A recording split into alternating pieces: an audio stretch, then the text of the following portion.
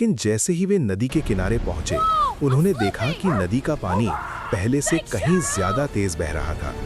अचानक आसमान में बिजली चमकी और तेज हवा चलने लगी। आरव थोड़ा घबरा गया, लेकिन शेरू ने साहस से आगे बढ़कर रास्ता सूंघना शुरू किया। तभी उन्हें नदी के ऊपर पड़ा वही पुराना पेड़ का तना दिखाई दिया, जो अब आधा टूट चुका था। घर पहुंचने के लिए उन्हें उसी पर चलकर नदी पार करनी थी। कहानी की शुरुआत होती है एक ऐसे जंगल से। एक दिन छोटा लड़का आरव अपने प्यारे कुत्ते शेरू के साथ जंगल के किनारे घूमने निकला। जंगल बहुत हरा भरा था। चारों तरफ ऊंचे ऊंचे पेड़ और पक्षियों की मधुर आवाज गूंज रही थी।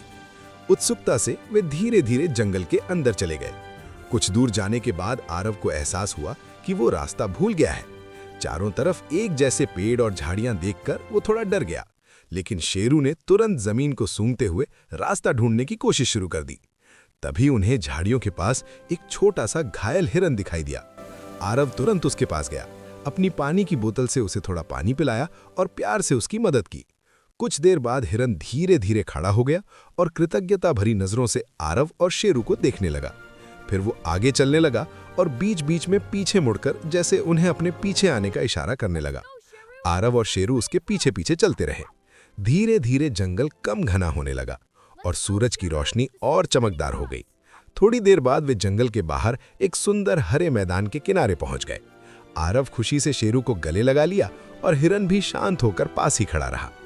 उस दिन आरव ने सीखा कि सच्चा दोस्त वही होता है जो मुश्किल समय में साथ देता है, और दया और साहस के साथ हर मुश्किल रास्ता भी आसान हो जाता है। जंगल से बाहर आने के बाद आरव और उसका वफादार कुत्ता शेरू थोड़ी देर आराम करने लगे।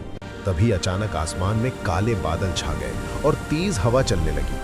पेड़ों की टहनियां जोर जोर से हिलने लगीं और दूर पहाड़ों की तरफ से एक रहस्यमयी गरजने की आवाज सुनाई दी। आरव चौंक कर बोला, शेरू, ये कैसी आवाज है? वे सावधानी से आगे बढ़े तो देखा कि सामने एक संकरी नदी तेजी से बह रही है। नदी के बीचों बीच एक छोटा सा द्वीप दिखाई दे रहा था। तभी उस द्वीप की तरफ से हल्की सी चमकती रोशनी दिखी, जैसे कोई मदद का संकेत दे रहा हो। आरव की जिज्ञासा बढ़ गई।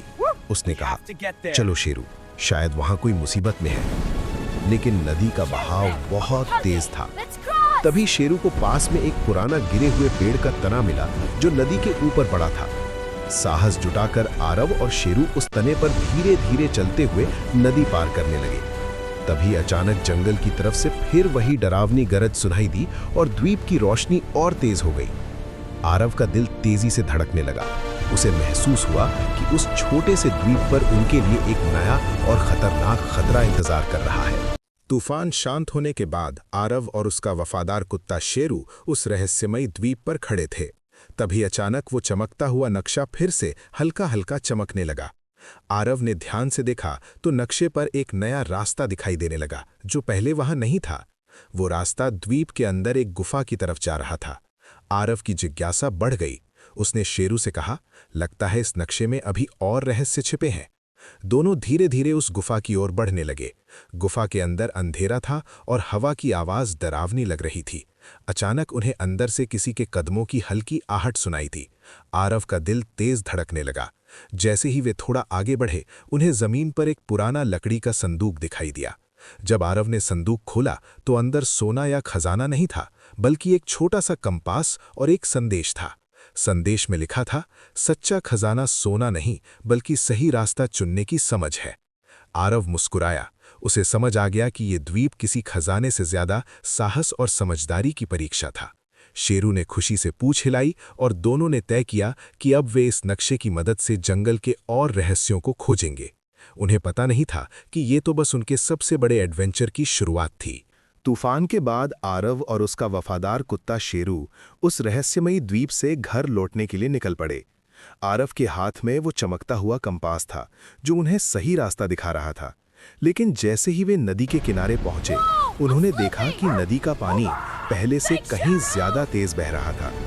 अचानक आसमान में बिजली चमकी और तेज हवा चलने लगी।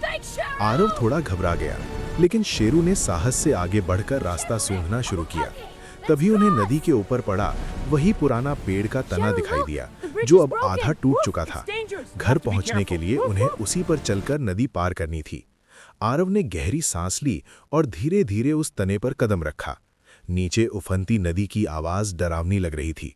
तभी अचानक एक बड़ा लकड़ी का टुकड़ा पानी में टकराया और तना जोर से हिलने लगा।